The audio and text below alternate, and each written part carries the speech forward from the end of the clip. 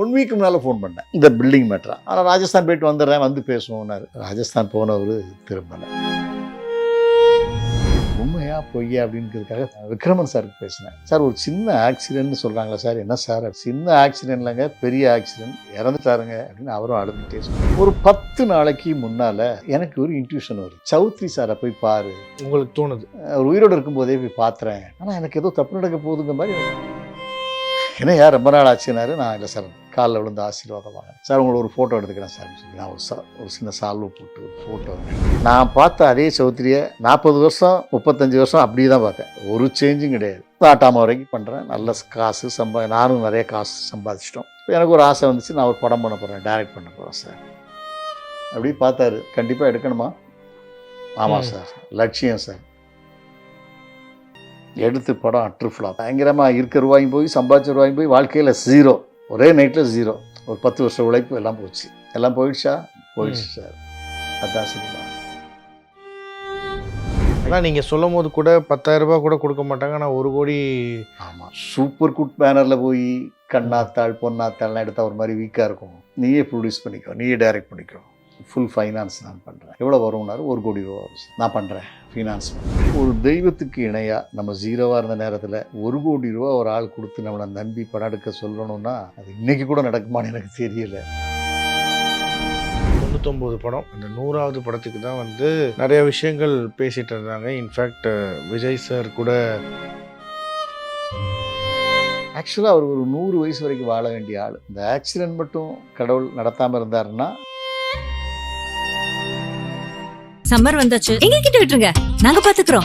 GT Holidays, South India's #1 travel brand. Chennai ஹீட்டா escape பண்ணுங்க. சன்னை விட ஃபன் அதிகம். VGP யுனிவர்சல் கிங்டம்க்கு வாங்க, ஃபன் பண்ணிட்டு போங்க.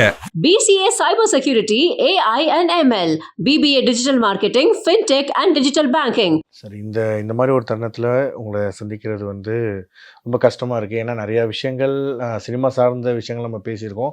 பட் நம்ம ஆர்பி சௌத்ரி சார், ஸோ உங்களுடைய வாழ்க்கையில் ரொம்ப ஒரு முக்கியமான ஒரு நபர் அப்படின்னே சொல்லலாம். ஸோ இந்த நேரத்தில் உங்களுக்கும் அவருக்கான எவ்வளோ நிறைய விஷயங்கள் நீங்கள் வந்து ஷேர் பண்ணியிருப்பீங்க. சில விஷயங்கள் வந்து சொல்லாமல் உங்களுக்குள்ளேயே வச்சுருப்பீங்க. ஸோ அதெல்லாமே வந்து நம்ம கேட்டு தெரிஞ்சுக்க போகிறோம் சார். ஆர்பி சௌத்ரி சாருக்கும் எனக்கும் உள்ள பழக்கம்னு பார்த்தீங்கன்னா 1990 ஏப்ரல் 14 அதுதான் எங்களுடைய முதல் சந்திப்பு, மீட் பண்ணுறது. 1990 ஏப்ரல் ஃபஸ்ட் வீக்கில் நான் அவரை மீட் பண்ணுறேன்.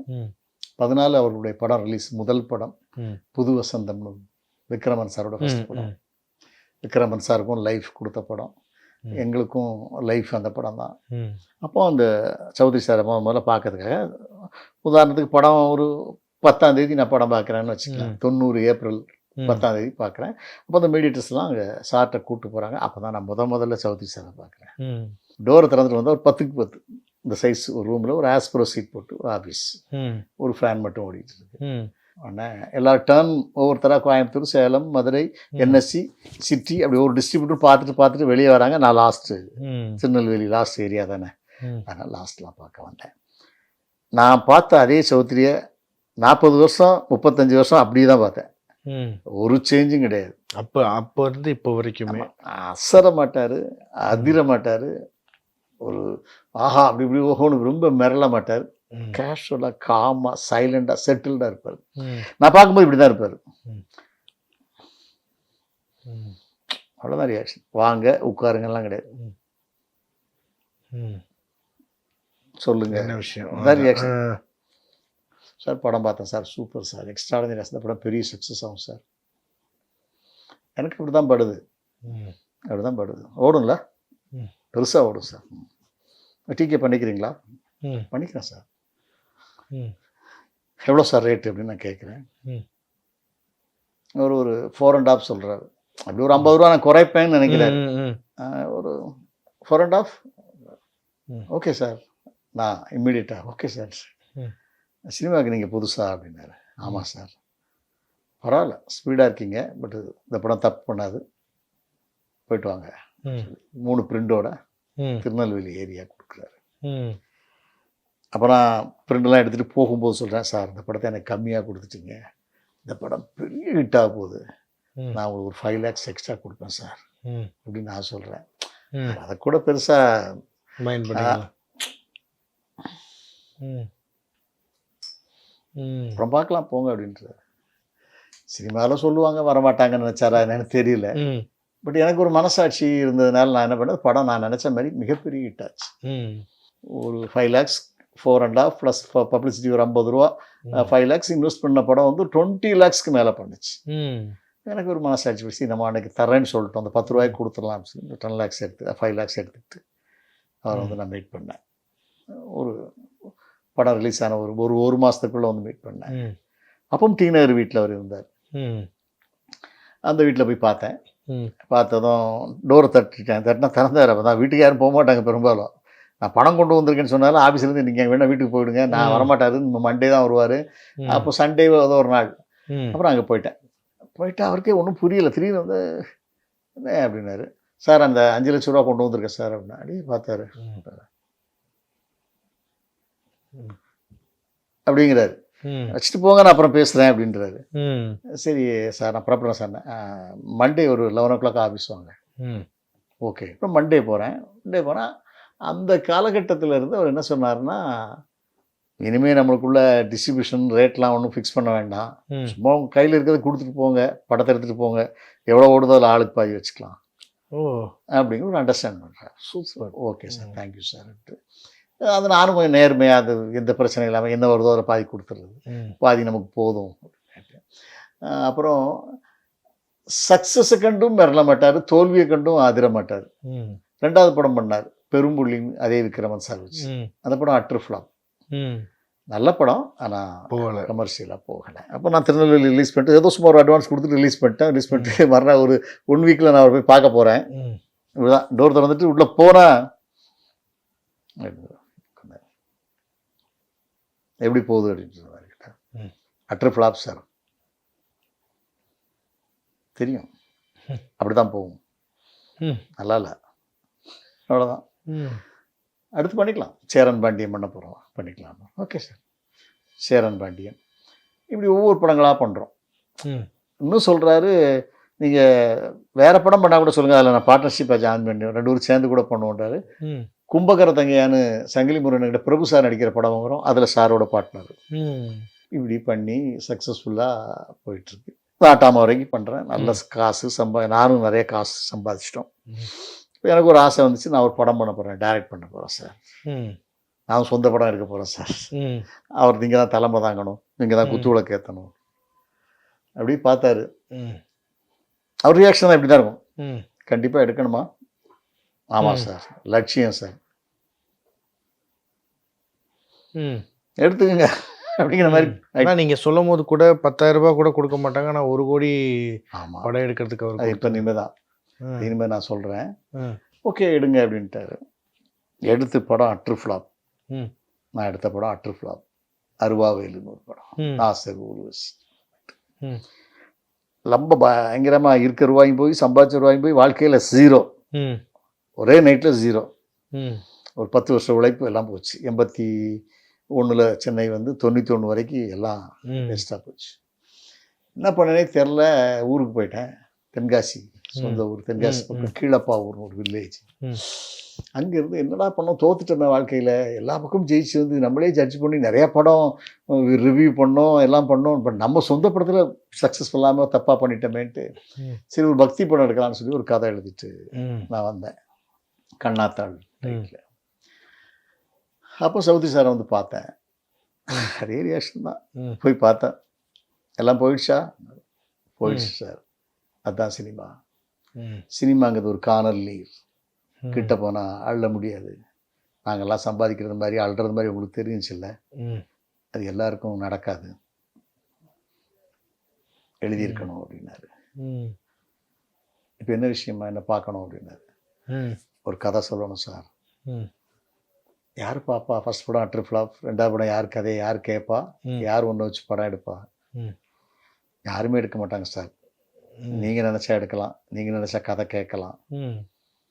ஓகே மண்டே பார்க்கலாம் போங்க அப்படின்னாரு. வந்துட்டேன். மண்டே டைம் கரெக்ட் டயத்துக்கு 11 மணிக்குன்னா 11 மணிக்கு வந்துடுவார். மண்டே இந்த மாதிரி சேரில் ஆஃபீஸ்க்குள்ளே உட்கார வச்சுட்டு நீங்கள் கதவை பார்த்தீங்கன்னா போதும், 11 மணிக்கு கதவு ஆட்டோமேட்டிக்காக திறந்தா அவர் வருவார். அவ்வளோ பஞ்சுவலாக இருப்பார். ரொம்ப நேர்மையான ஆள், ரொம்ப மென்மையான ஆள், ரொம்ப அன்பானவர், அமைதியானவர், ரொம்ப அடக்கமானவர், எதுக்காகவும் ஆவேசப்பட மாட்டார், சைலண்டாக செட்டில்டாக தான் இருப்பார். அதான் அவருடைய பை நேச்சர். உடனே கதை கேட்க வந்தார். கதை கேட்டார்னா அப்படியே உட்காந்துட்டு அப்படின்னாரு. அப்படி கண்ணை மூடிக்கிட்டாரு. நான் கதை சொல்லிகிட்டே இருக்கிறேன், ஃபுல் வால்யூமோட கதை சொல்கிறேன். லைட்டாக அப்படி பார்த்துட்டு மறுபடியும் கண்ணை மூட்டுறாரு. அப்படி கேட்டுகிட்டே இருக்காரு. ஃபுல் கதை முடிஞ்சது 2 hours. ரொம்ப நல்லா கதை சொல்கிறேன், இதே மாதிரி எடுக்க தெரியுமா உனக்கு அப்படின்னாரு. எடுப்பேன் சார். சரி ஓகே, ஒரு ஐடியா பண்ணலாம், மண்டே வா அப்படின்னு. மண்டே வந்தேன். சூப்பர் குட் பேனரில் போய் கண்ணாத்தாள் பொன்னாத்தாள்லாம் எடுத்தால் ஒரு மாதிரி வீக்காக இருக்கும். நீயே ப்ரொடியூஸ் பண்ணிக்கோ, நீயே டைரக்ட் பண்ணிக்கோ, ஃபுல் ஃபைனான்ஸ் நான் பண்ணுறேன். எவ்வளோ வரும்னாரு. 1 கோடி ரூபா வரும் சார். இளையராஜா மியூசிக் எல்லாம் போட்டுருவோம். 1 crore வரும் சார். நான் பண்ணுறேன், ஃபினான்ஸ் பண்ணுறேன், நீ எடுத்துகிட்டு படத்தை அப்படின்னு. நான் ஒன்றுமே இல்லாத நிலைமையில் இருந்த நமக்கு ஒரு சுரேஷ், அவருடைய எல்டர் சன், அவரை கூப்பிட்டாரு. இவர் ஒரு கதை சொன்னார்ப்பா, அது லேடிஸ் அப்பீலாக இருக்குது, அப்பீலாக நல்லா இருக்குது, ஃபீலாக இருக்குது, அதனால் இவருக்கு ஒரு 20 lakhs ஃபஸ்ட் கொடு, ஸ்டார்ட் பண்ணட்டும். அவர் உடனே செக் எழுதிட்டு வந்தார். சொன்னார்னா என்ன சொன்னாலும் உடனே அது ஆனர் ஆகும், அந்த பவரில் இருக்கிறாரு. உடனே செக் எழுதிட்டு வந்து அப்பாட்ட கையெழுத்து வேணும், கையெழுத்து போட்டார், கொடுத்தாரு. கொடுத்ததும் சுரேஷ் வரணும் சரி அப்படின்னாரு. அவர் போயிட்டார். நான் மறுபடியும் கொஞ்சம் ஒன்று பேசிக்கலாமா அப்படின்னாரு. சொல்லுங்கள் சார். இந்த 20 lakhs வச்சு நீ படம் எடு, நான் பார்க்குறேன், நல்லா இருந்தால் கண்டினியூ பண்ணுவோம், இல்லைன்னா க்ளோஸ் பண்ணிடுவோம். 1 கோடி வேஸ்ட் பண்ண வேண்டாம்ல. 20 lakhs ஒரு 10 நாள் ஷூட் பண்ணிட்டு வா பார்ப்போம். நியாயம்தான் சார், அதே மாதிரி பண்ணுவோம் சார் அப்படின்ட்டு நான் போய் ஷூட் பண்ணிட்டு வந்தேன். பார்த்தாரு, எடிட் பண்ணி அழகாக காமிச்சேன். ரொம்ப நல்லா இருக்கையா சுரேஷ், 40 கொடுத்துருங்க. 40 அப்புறம் 40 படத்தை ஃபினிஷ் பண்ணிட்டேன். ஃபினிஷ் பண்ணி தேவி ஸ்ரீதேவின்னு ஒரு தேட்டர் இருக்குது, அந்த தேட்டரில் படம் காமிச்சேன். இளையராஜா மியூசிக், சாங்ஸ் எல்லாம் ஃபுல் படம் நல்லா வந்துருச்சு. படம் பார்த்தாரு.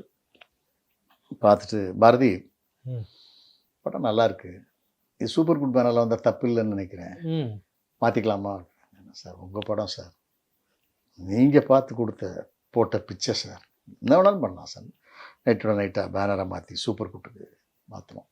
அந்த படம் பெரிய ஹிட் ஆச்சு. எனக்கு அப்போவே நல்ல ஒரு பெரிய சம்பளம் கொடுத்தாரு, ஒரு 10 lakhs இருக்கும் கொடுத்தாரு. அதான் என் வாழ்க்கையில் என்ன சொன்னேன்னா, அப்பா அம்மா இவங்களுக்கு பதிலாக இருக்குது, பெற்றதுனால நம்ம நன்றிக்கடனாக இருக்கிறோம். ஒரு தெய்வத்துக்கு இணையாக அந்த நேரத்தில் நம்ம 0வா இருந்த நேரத்தில் 1 கோடி ரூபா ஒரு ஆள் கொடுத்து நம்மளை நம்பி படம் எடுக்க சொல்லணும்னா பெரிய விஷயம். அது இன்னைக்கு கூட நடக்குமான்னு எனக்கு தெரியல. அது 90 காலகட்டங்களில் 35 வருஷத்துக்கு முன்னால். அது இன்னும் என் வாழ்க்கையில் ஒரு மறக்க முடியாத ஒரு மனிதராக தான் அவர் இருந்தார். அது வாழ்க்கையில் அவரை நான் போய் அதிகமாக பார்க்கலனா கூட இதுதான் நடந்துச்சு. இதை விட இன்னொரு முக்கியமான சம்பவம் என்னென்னா, எங்களுடைய பாரம்பரிய ஒரு தெய்வத்தை நாங்கள் கும்பிட்டுக்கிட்டு இருக்கோம், போத்தி சுப்பையான்னு ஒரு சுவாமி. ஒரு 10 நாளைக்கு முன்னால் எனக்கு ஒரு இன்ட்யூஷன் வருது, சௌத்ரி சாரை போய் பாரு. உங்களுக்கு தோணுது? ஏதோ ஒரு அசிரீரியாக தோணுது. அவர் உயிரோடு இருக்கும்போதே போய் பார்த்துறேன். மாதிரி ஷாக், அது என்னது தப்பாக ஏதாவது நடக்க போதா, என்ன இப்படி சொல்கிறாரு? அது ஒருவேளை நம்ம போய் மறுபடியும் படம் பண்ணுறதுக்காக அந்த இன்ட்யூஷன் வருதா புரியலையே. ஆனால் எனக்கு ஏதோ தப்பு நடக்க போகுதுங்கிற மாதிரி எனக்கு ஒரு மனசில் படுது. இது சிலர் நம்புறாங்களா நம்பலையான்னு எனக்கு தெரியாது. நிதர்சனமான உண்மை. அந்த ஃபோட்டோவும் நான் எடுத்தேன் அந்த அவருடைய போகிற அன்னைக்கு. இப்போ நான் நினைக்கிறேன், இவரை பார்த்துடணும். ஏன்னா யார் ரொம்ப நாள் ஆச்சுனாரு. நான் இல்லை சார், உங்களை பார்த்து ரொம்ப நாள் ஆச்சு, உங்களை பார்க்கணும்னு தோணுச்சு, நல்லா வந்தேன்னு சொல்லி காலில் விழுந்து ஆசீர்வாதம் வாங்கினேன். ஆசீர்வாதம் வாங்கிட்டு உட்காரியா இருந்தாலும் பேசிகிட்டு இருக்கோம். சார் உங்களை ஒரு ஃபோட்டோ எடுத்துக்கிறேன் சார்னு சொல்லி நான் ஒரு சின்ன சால்வை போட்டு ஒரு ஃபோட்டோ வேறு எடுத்தேன். எனக்கு என்னமோ அவர்கிட்ட எடுக்கணும், அவரோட பார்க்கணும், அவரை பார்த்துடணும், ஆசீர்வாதம் வாங்கணும்னு ஒரு ஃபீல் ஆச்சு. வாங்கிட்டேன். அவர் சொன்னார், இந்த மாதிரி வாயா, ஜூன் மாதத்துலேருந்து வா, சில கதைகள்லாம் கேட்போம், நீ ஃப்ரீயாக தானே இருக்க, சும்மா டிஸ்கஷனுக்கு கூட வா, இன்னும் 2 சின்ன பையங்களே வச்சுக்கிட்டுவோம், நமக்கு வயசாகிடுச்சு இல்லையா அப்படின்னு சிரிச்சார். இல்லை சார் உங்களுக்கு வயசான மாதிரி தெரியல சார், நல்லா இருக்கீங்க, வாக்கிங்லாம் கரெக்டாக மெயின்டைன் பண்ணுறீங்க இல்லையா, அம்மா பண்ணணும் இல்லையா அப்படின்னு அவர் சொல்கிறாரு. இப்படி பேசிகிட்டே இருக்கோம். ஒரு 1/2 hour கழிச்சு, சரி சார் நான் புறப்படுறேன். என்ன அப்போ அவர் சொன்னார், என் வீட்டுக்கு ஏற்றால் அவர் ஒரு பில்டிங் கட்டிக்கிட்டு இருக்கார், KK சாலையில், சாலி கிராமத்தில், காவேரி ஸ்கூல் பக்கத்தில். அவர் சொல்கிறாரு, இந்த மாதிரி நான் ஒரு பில்டிங் கட்டிக்கிட்டு இருக்கேன், யாராவது பேங்க்காரங்க சொன்னால் வாடகைக்கு இருந்தால் சொல்லியா. சரி சார், அதை நான் சொல்கிறேன் சார் சொல்லிட்டு அவரோட நம்பர் அப்போ தான் வாங்குறேன். 984101 அது பழைய நம்பர், ஒரே நம்பர் தான் வச்சுருக்காரு. சார் நம்பர் மாற்றவே இல்லையாண்ணே. நம்பரும் மாற்றலை, ஆளும் மாறலை, எல்லாம் ஒன்று தான். பாரதி, உனக்கு ஒரு விஷயம் தெரியுமா, இந்த உலகத்தில் எல்லாமே மாறிட்டே இருக்கும், ஆனால் அந்த பூமி மட்டும் அப்படியே இருக்கும். இந்த பூமியை நான் வாங்கிட்டேன், நீ வாங்கிட்டேன், அவன் வாங்கிட்டேன்னு சொல்லுவாங்க. பூமி யாரும் வாங்க முடியாது, பூமி அங்கேயே தான் இருக்கும் அப்படின்னு ஒரு தத்துவத்தையும் சொல்லிட்டு, சரி சார் நான் புறப்படுறேன் அப்படின்ட்டு நான் வந்தேன். ஒரு ஒரு 1 வீக் முன்னால் ஃபோன் பண்ணேன், இந்த பில்டிங் மேட்டரா. சார் இந்த மாதிரி ஒரு பேங்க் மேனேஜர்கிட்ட பேசியிருக்கேன், அவர் பார்க்குறேன்னு சொல்லியிருக்காரு, ஆனால் ராஜஸ்தான் போயிட்டு வந்துடுறேன், வந்து பேசுவோன்னாரு. ராஜஸ்தான் போனவர் திரும்பலை. ஆனால் அந்த நியூஸ் கேள்விப்படும் போது உங்களுக்கு ரொம்ப ஒரு மாதிரி, ஏன்னா ஏற்கனவே உங்களுக்கு ஒரு இன்ட்யூஷன். பார்க்கில் வாக்கிங் போயிட்டு இருந்தேன், திடீர்னு சொன்னாங்க, எனக்கு ரொம்ப எமோஷனலாக இருந்துச்சு. இது உண்மையா பொய்யா அப்படிங்கிறதுக்காக விக்ரமன் சாருக்கு பேசினேன். சார் இந்த மாதிரி அதுவும் அவர் ஆக்சிடெண்ட்டில் இறந்துட்டாருன்னு சொல்கிறதுக்கே நமக்கு வாய் வரல. சார் ஒரு சின்ன ஆக்சிடென்ட்னு சொல்கிறாங்களா சார், என்ன சார் அப்படின்னு. சின்ன ஆக்சிடென்ட் இல்லைங்க, பெரிய ஆக்சிடென்ட், இறந்துட்டாருங்க அப்படின்னு அவரும் அழுதுகிட்டே சொன்னார். எனக்கும் அந்த இடத்துல ரொம்ப அதிர்ச்சியாக இருந்துச்சு. மரணம், கண்ணதாசன் சொன்ன மாதிரி வந்தவரெல்லாம் தங்கி விட்டால் இந்த பூமி நமக்கு இடமேது அப்படின்னு சொன்னார். அது ஏற்றுக்கொள்ள வேண்டிய விஷயம்தான். 80 வயசு ஆகும்போது எல்லாம் பட்டு நமக்கு வேண்டியவங்க பிரியும் போது நமக்கு தாங்க முடியாத ஒரு வலி ஏற்படுது. எனக்கு என்ன பெரிய வலின்னா, ரொம்ப மென்மையான மனிதர், ரொம்ப பூ போன்ற ஒரு மனிதர். சினிமாவில் இருந்துட்டு பெண்களோ ஒரு குடிப்பழக்கமோ ஒரு ஒரு நான்வெஜ் கூட சாப்பிட மாட்டார். பியூர் வெஜ்ஜு, பியூராக வாழ்ந்த ஒரு மனிதன். அவருக்கு இவ்வளோ ஒரு வலியான மரணம் வந்துருச்சுங்க நினைக்கும் போது ரொம்ப வேதனையாக இருக்குது. அவர்லாம் ஒரு மரணம் ஓகே, மரணத்தை நம்ம எதிர்கொண்டு தான் ஆகணும், எல்லாருக்கும் மரணம்ங்கிறது ஒரு நாள் நிகழத்தான் போகுது. இந்த வலியான மரணம் வந்து நினைக்கும் போது ரொம்ப வேதனையாக இருக்குது. ஏதோ தூங்கினார், விடிய காலம் இந்திக்கலை அப்படின்னு ஒரு பூ போன்ற மரணமாக இருந்திருக்கணும்னு என் வாழ்க்கையில் ஒரு வலி. ஏதோ எனக்கு ஒரு உணர்த்துதல், ஒரு உந்துதல் ஏற்பட்டதுனால நான் அவரை பார்த்தேன், பேசினேன். அவரோட கடைசி ஆசீர்வாதம் வாங்கின சினிமா ஆட்களை நான் தான் இருக்கும்னு நினைக்கிறேன். அது எனக்கு ஒரு பாக்கியமாக நான் நினைக்கிறேன். 99 படம், அந்த 100வது படத்துக்கு தான் வந்து நிறைய விஷயங்கள் பேசிகிட்டு இருந்தாங்க. இன்ஃபேக்ட் விஜய் சார் கூட விஜய் பண்ண ஒரு பண்ணுற மாதிரி ஒன்று பேசினாங்க. அப்புறம் இல்லை ஒரு அரசியல் இப்போ விசால் பண்ணுறாருன்னு நினைக்கிறேன். ஆக்சுவலாக அவர் ஒரு 100 வயசு வரைக்கும் வாழ வேண்டிய ஆள். இந்த ஆக்சிடென்ட் மட்டும் கடவுள் நடத்தாமல் இருந்தாருன்னா 100 இயர்ஸ் இருப்பார். ஏன்னா அவ்வளோ பியூராக இருப்பார். அப்படின்னா இந்த மாதிரி இருப்பார். இப்போ நம்ம கூட சமயத்தில் இப்படி இருக்கோம்ல, பாசிட்டிவாக அப்படி இருப்பார். வாங்க அப்படிம்பாரு. ரொம்ப லைட்டாக இருப்பார், வெயிட்டு ரொம்ப பார்க்க பெரிய உருவமாக இருப்பார், லேசான பாடியாக, ரொம்ப பியூராக, ரொம்ப உணவுலேருந்து எல்லாமே கட்டுப்பாடாக இருப்பார். விட்டுருந்தா 100 வயசு இருந்திருப்பார். இது ஒரு கர்மாவா என்னன்னு தெரியல. இப்படி ஒரு பூர்வ ஜென்மத்தில் ஏதோ ஒரு நடந்த தவறு தான் அவர். இந்த ஜென்மத்தில் அவர் தப்பே பண்ணலை, பூர்வ ஜென்மத்தில் அவங்க ஃபேமிலியில் ஏதோ நடந்த ஒரு இதாக என்னன்னு தெரியல. இப்படி ஒரு வலியான மரணம் கிடச்சிருக்கு. அன்னாருடைய மரணம், அவருடைய ஆத்மா சாந்தி அடையிருக்கு நம்ம இறைவனை வேண்டுறோம். அதே மாதிரி அவருடைய புதல்வர், மூத்த புதல்வர் சுரேஷ், 2வது புதல்வர் ரமேஷ், 3வது ஜீவா, இந்த 3 பேருக்கும் என்னுடைய ஆழ்ந்த இரங்கலை தெரிவித்துக் கொள்கிறேன். கண்டிப்பாக சார். ஸோ அந்த வகையில் இது தமிழ் சினிமாவுக்கு ஒரு மிகப்பெரிய லாஸ். ஏன்னா இருந்து தமிழ் சினிமாவில் சரவணன், ஏவிஎம் சரவணன் சாருக்கு அடுத்து இவர் ரொம்ப நேர்மையான, உண்மையான, உத்தமமான ஒரு மனிதர். அன்னாருடைய ஆத்மா நிச்சயமாக இறைவனடி சேரும், சொர்க்கத்துக்கு போகும் நான் நம்புகிறேன். சார் விஜய் அவர்களுக்கே பூவே உனக்காக பெரிய ஒரு ஹிட் பிரேக் சரத்குமார் சாருக்கு நாட்டாம தான் பெரிய வாழ்க்கையிலே பெரிய படம். இந்த மாதிரி எத்தனையோ டைரக்டர், விக்ரமன் சாருக்கு ஒரு லைஃப் சார். இன்னைக்கு ரவிக்குமார் பேரும் புகழும் பங்களாவும் காரும் வச்சு வாழ்கிறாருன்னா அதுக்கு சௌத்ரி சார் போட்டது தான், அவர் போட்ட பிச்சை தான். அது மாதிரி பாரதி கணேஷ்னு ஒரு ஆள் கண்டு கூட போகுதான விஜயகாந்த் வச்சு எடுத்தார், அதுவும் அவருக்கு ஒரு லைஃபு. இதை மாதிரி எழில் சாருக்கு ஒரு லைஃபு. விஜய் வச்சு ஒரு படம் பண்ணார, சூப்பர் ஹிட் படம், அது மிகப்பெரிய ஹிட்டு. இது மாதிரி பல டைரக்டர்களை உருவாக்குனார். ஒரு 25-30 டைரக்டரை உருவாக்கியிருப்பார். ஆயிரக்கணக்கான குடும்பங்கள் அவரை வச்சு வாழ்ந்துச்சுன்னு சொல்லலாம். கண்டிப்பாக சார். மக்களோட மைண்ட் செட்டே சூப்பர் குட் ஃபிலிம்ஸ்னாலே தரமான படமாக இருக்கும் அப்படின்றது தான். அவர் ஒரு தரமான மனிதர். அது என்னென்னா, ஒரு தரமான மனிதராக இருந்தால் தான் ஒரு தரமான படைப்பை கொடுக்க முடியும். அவர் கதை கேட்கும் போதே சொல்லிடுவார். அவருக்கு ஒரு ஞானம் இருந்துச்சு. கதை கேட்கும் போதே அவர் விஷுவலாக படம் பார்த்துக்கிட்டே இருப்பார். என்ன ஃபர்ஸ்ட் ஹாஃப் போர் அடிக்கும்பார் கதையை கேட்டு, செகண்ட் ஹாஃப் நல்லா இருக்கே அப்படிம்பார். அது கதையில் பாதிக்கு நல்லா இருக்கு, பாதி நல்லா கூட சொல்ல மாட்டார், படமாக பார்ப்பார். அந்த விஷுவலைசேஷன் அவ்வளோ நாலேஜ் உள்ள ஒரு மனிதர்.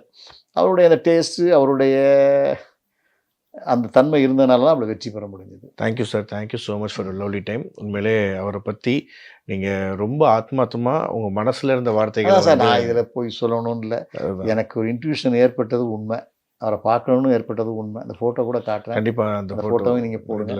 அவரோட ஃபோட்டோ எடுக்கணும், அவரை நம்ம பார்த்துடணும், அவரை நம்ம ஏதோ ஒரு தப்பு நடக்க போகுதுன்னு எனக்கு ஒரு அது அவருக்கு ஃபேமிலியில் கூட யாரும் கிடைச்சதா என்னன்னு தெரியல, எனக்கு அந்த பாக்கியம் கிடைச்சிது. அவரோட ஆசீர்வாதங்கிறது பெரிய பாக்கியமாக நினைக்கிறேன். நிச்சயமாக நான் அவருடைய ஆத்மா சாந்தி அடைக்க நானும் வேண்டுவேன். நிச்சயமாக அது சொர்க்கத்துக்கு போகக்கூடிய ஒரு ஆத்மாவாக இருக்கும்னு நம்புகிறேன். கண்டிப்பாக சார். நன்றி சார், நன்றி சார். சம்மர் வந்தாச்சு, எங்க கிட்ட விட்டுருங்க, நாங்க பாத்துக்கிறோம். GT Holidays, South India's #1 travel brand. Chennai ஹீட்டா எஸ்கேப் பண்ணுங்க. சன்னை விட ஃபன் அதிகம். விஜிபி யுனிவர்சல் கிங்டம்க்கு வாங்க, ஃபன் பண்ணிட்டு போங்க. BCA Cyber Security, AI and ML, BBA Digital Marketing, FinTech and Digital Banking.